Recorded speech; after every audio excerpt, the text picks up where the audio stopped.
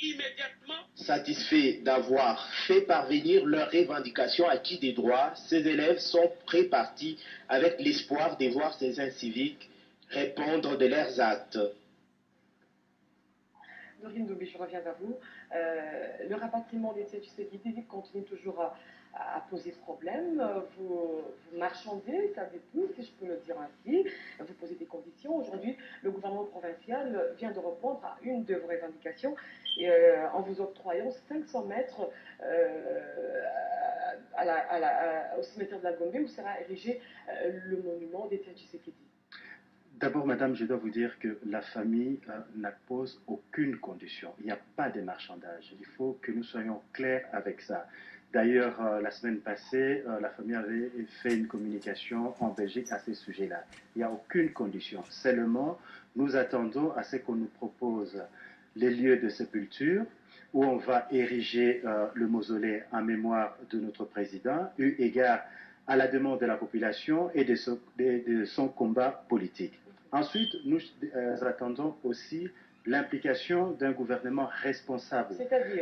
C'est-à-dire que le gouvernement s'implique en collaboration avec la famille et les partis dans l'organisation matérielle, logistique, sécuritaire. Donc ça serait le gouvernement Badi Banga que vous rejetez?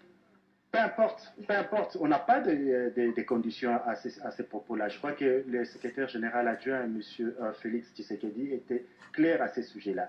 Ce que nous ne voulons pas, c'est la personne du Premier ministre qui est sujet à controverse. Vous qui est sujet... là, monsieur Dorine? Absolument pas. Non, oui. Absolument pas. Non, nous disons que l'implication du gouvernement, le gouvernement, ce n'est pas un individu, c'est le gouvernement de la République qui va s'impliquer en collaboration avec la famille et les partis. Un gouvernement qui est dirigé par Sami Badi Banga. Peu importe.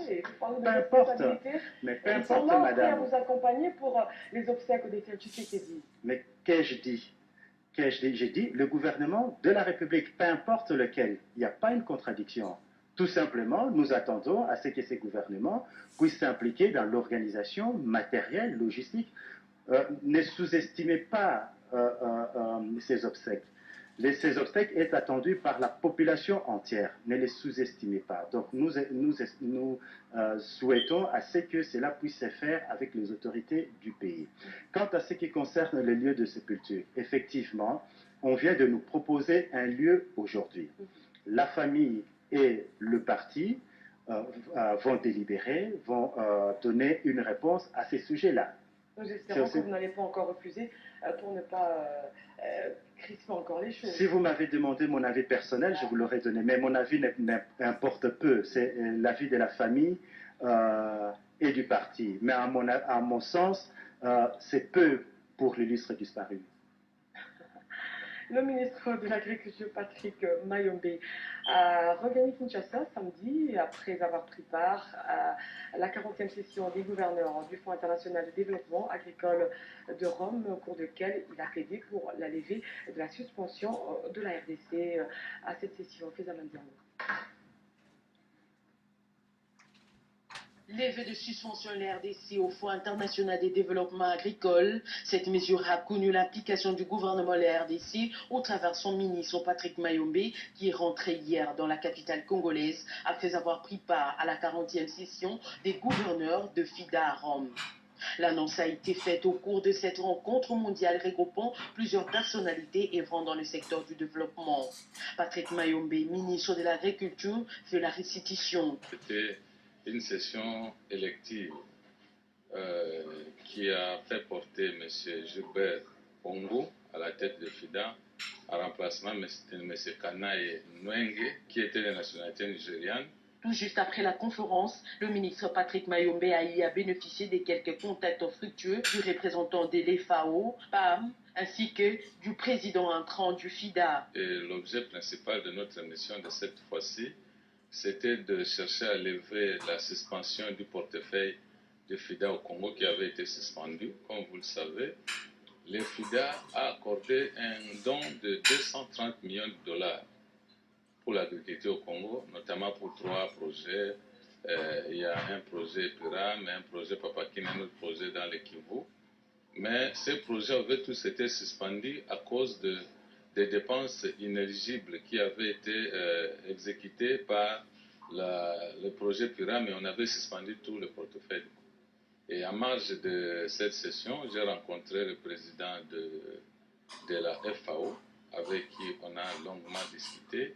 La FAO a accepté de financer les études de faisabilité pour la vallée de l'Anguiri, et la FAO a promis un montant de l'ordre de 250 millions de dollars. À présent, les relations sont au beau fixe entre les FIDA et la RDC. Cette harmonie va permettre au pays de bénéficier de quelques financements qui vont booster le secteur agricole de notre pays.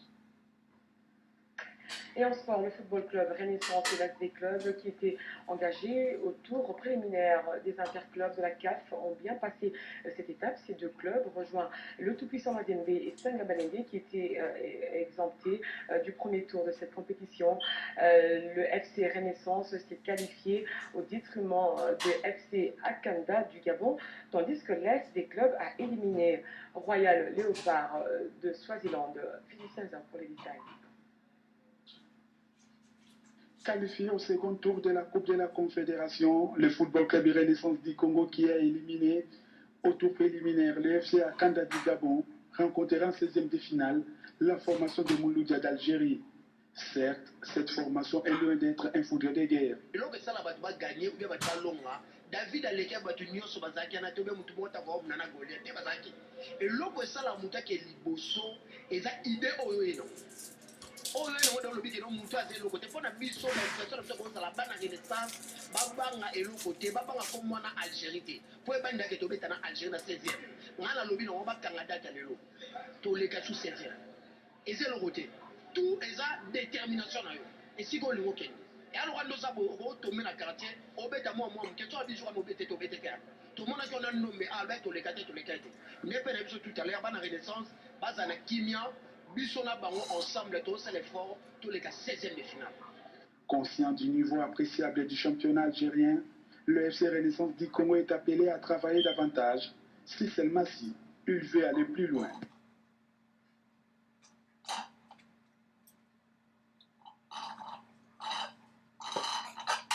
Dans cette compétition, l'autre club congolais engagé en Ligue des Champions, l'Asvel Club a fait la différence en battant Royal Léopard en aller comme au retour et se qualifie pour les 16e de finale de la spécialité où il croisera la formation des Gambia Port Authority de la Gambie. Un chemin bien taillé pour les verts et noirs de la capitale. Quand on doit jouer au niveau à ce stade ici, il faut gagner le match pour entrer maintenant en 16e de finale et vouloir s'organiser pour la phase de poule. Ce club a des bons joueurs jusqu'à aujourd'hui. Je félicite tous les joueurs de ce club et les comités. Nous allons ensemble pour que nous puissions arriver à la finale de ce club. Le deux clubs congolais qui étaient exemptés du tour préliminaire entrent en lice en 16e de finale. Le tout-puissant Mazembe joue en Ligue des Champions contre Caps United du Zimbabwe, tandis que Stanga Balende, qui est engagé en Coupe de la Confédération, recevra Al Hilal El Obeid du Soudan. Le match aller vont se discuter le week-end du 10 au 12 mars prochain. L'Asvel Club et Renaissance du Congo vont commencer à l'extérieur, tandis que Mazembe et Stanga Balende vont jouer à domicile. Bonne chance au club de la République démocratique du Congo. Voilà, Dorinoli, on va conclure. Alexis Moutanda a été passé à tabac, à l'UDPS. Certains membres des partis politiques ont peur de venir à votre permanence pour apposer leur signature dans le livre de condoléances. Est-ce qu'on ne peut pas craindre les mêmes effets au retour de la dépouille mortelle du Sphinx de Limité, Etienne Tshisekedi? La famille biologique du président, l'UDPS et le Rassemblement rappellent à tout le monde que le deuil est un moment de méditation et de recueillement. Notre deuil, le deuil du président Tshisekedi, est ouvert à tout le monde et chacun peut rendre un dernier hommage au président Etienne Tshisekedi Ouamulumba, quelles que soient ses origines ou ses convictions, dans le respect, la méditation et le calme requis en pareille circonstance. Donc tout le monde, tout un chacun est le bienvenu pour rendre un dernier hommage à notre président. Et d'ailleurs, je vous informe que même les cadres du MLC sont passés hier à la permanence pour signer les livres d'or. Et moi, j'invite même nos amis de la majorité, d'où qu'ils viennent, de venir rendre un dernier hommage. Vous lancez un appel au calme. Exactement. D'accord, merci Dorine Doubi. Je rappelle que vous êtes secrétaire national adjoint de la communication de l'UDPS. Vous n'êtes pas trompé aujourd'hui. Non, non, je ne me suis pas trompée. Un parti d'Étienne Tshisekedi, bien qu'il soit mort. Mesdames et messieurs, ce journal est fini. Je vous retrouve jeudi prochain pour une autre édition d'information. D'ici là, portez-vous bien. Au revoir.